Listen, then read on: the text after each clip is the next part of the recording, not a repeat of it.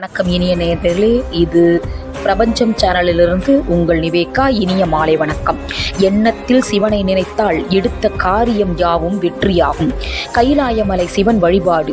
போற்றிசை துன்னடி வரவ நின்றாய் போற்றி, புண்ணியனே நன்னலறியாய் போற்றி, எற்றிசைக்கும் வான்மேல் இருந்தாய் போற்றி, எண்ணாயிர 100 பெயராய் போற்றி, நாற்றிசைக்கும் விளக்காய நாதா போற்றி, நான்முகர்க்கும் மார்க்கும் அறியாய் போற்றி, காற்றிசைக்கும் திசையெல்லாம் வித்தே போற்றி, கைலாய மலையானே போற்றி போற்றி. ஓம் நம சிவாய. தென்கையிலை மலை கண்டேன், மலையில் நீர் காத்த லிங்கம் கோயில் கண்டேன், கோயிலருகே சுனையை கண்டேன், சுனையருகே தேன் பாலா சுலை கண்டேன் என்னும் பாடலை சட்டை முனிநாதர் பாடி மகிழ்ந்தார். நாளடைவில் மதுரை பகுதியை ஆண்டு வந்த மன்னர் முதலாம் மாரவர்ம சுந்தரபாண்டியன் கைலாசநாதர் பெரிய நாயகிக்கென தனித்தனியாக மூலஸ்தானங்களை கட்டினார். மன்னரால் கட்டப்பட்ட கைலாசநாதர் திருக்கோயிலுக்கு மேற்கு புறமுள்ள மேற்கு தொடர்ச்சி மலை பள்ளத்தாக்கில் சந்தைப்புலி, சங்கரம்புள்ளி, வண்டரக்கடு, புகையிலை கரடு போன்ற ஊர்களில் வசித்து வந்தவர்கள் மலை மீதுள்ள கோயிலுக்கு வந்து வணங்கியும் பூஜைகள் பல செய்தும் திருவிழாக்களையும் கொண்டாடி வந்தனர். சித்திரை மாதத்தில் பெரியகுளம் ஸ்ரீ பாலசுப்பிரமணியர் திருக்கோயில் அருகே குடியிருந்து வந்த எரிவீரப்பட்டினத்தார் மேற்பு மீதுள்ள தீர்த்த தொட்டியில் இருக்கும் நீரினை குடங்களில் தீர்த்தகமாக கொண்டு சென்று நாதருக்கும் பெரிய நாயகிக்கும் அபிஷேகம் செய்து மிகவும் சிறப்பாக பூஜைகள் செய்து வருகின்றனர். கைலாசநாதர் மூலஸ்தானம். மண்டபத்தின் முன்புறமாக அமைந்துள்ள கைலாசநாதர் பெரிய நாயகியின் மூலஸ்தானங்கள் உருவமாகவும் இல்லாமல் அருவமாகவும் இல்லாமல் இரண்டும் கலந்து உள்ள அரூபரூபமே லிங்கம். அந்த லிங்கத்தின் வடிவாக மேலே சிவமாகவும் நடுவில் விஷ்ணுவாகவும் ஆவுடையுடன் கூடிய கோமுகமும் கீழே பரபிரம்மமும் காட்சியளித்து ஜீவராசிகளின் நன்மைக்காக படைத்தல், காத்தல், அழித்தல், மறைத்தல், அருளல் என்னும் 5 தொழிலை செய்து வரும் உருவில் உள்ளான். மூலஸ்தானத்தின் இரு பக்கங்களிலும் விநாயகர், துவாரக பாலகர்கள், முன்னே நந்தி, மேலே கஜலட்சுமி உருவம் பொறிக்கப்பட்டுள்ளது. பெரிய நாயகி மூலஸ்தானம்.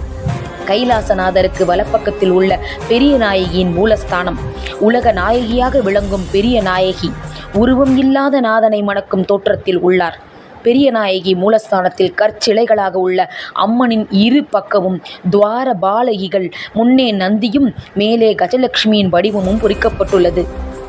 அது மட்டும் அல்லாது கைலாசநாதர் கோயிலில் நிழல்தரும் சோலையாக இருந்து வருவதைக் கண்டு அங்கு பெரியகுளம், கள்ளிப்பட்டி இந்த ஊர்களிலிருந்து அவர்கள் தங்களது மாடுகளை மேய்க்க மதிய நேரங்களில் இவ்விடங்களை தாண்டி வருகின்றனர்.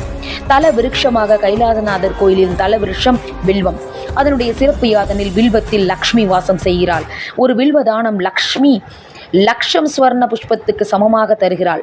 ஒரு வில்வ மூலம் சிவனுக்கு அர்ச்சித்தால் மகா பாவங்கள் விலகி சகல சேமங்களும் உண்டாகும். அன்பே சிவம் என்பது ஆன்றோர் வாக்கு. அன்பிற்கும் குடும்ப வாழ்விற்கும் ஆதாரமானவராக விளங்குபவர் கைலைமலைநாதர். பார்வதியாய் தோன்றிய பராசக்தியை திருமணம் செய்து கொள்வதற்காக மனக்கோலத்துடன் கைலாய மலையில் எழுந்தருளி வந்த சிவ வடிவத்திற்கு பரமேஸ்வரன் என்று பெயர். அரிப்பெருமானாகிய அர்த்தநாரீஸ்வரர் ஆணும் பெண்ணும் கலந்த நிலை தன் இடப்பாகத்திலிருந்து பராசக்தியை தோற்றுவித்தார். பராசக்தியோ எல்லாம் கடந்த கடவுளே தனக்கு துணைவனாக வர வேண்டும் என்று விரும்பி தவம் செய்தாள். பராசக்தி செய்த தவத்தின் பலனாக பராசக்தியை மணந்து கொண்டு அருள்வதற்காக உருவம் இல்லாத பரமசிவம் கைலை மலையில் மணவாளனாக வெளிப்பட்டு எழுந்தருளினார்.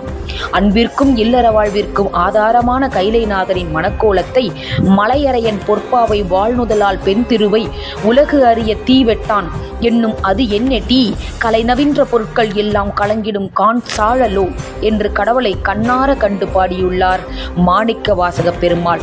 இத்தகைய சிறப்பு வாய்ந்த கைலாயநாதர் அம்பாளுடன் உறைந்திருப்பது கைலாய மலையாகும். உலகில் மிக உயர்ந்த மலை என கருதப்படுவதும் அம்மலையே. ஓம் நம சிவாய.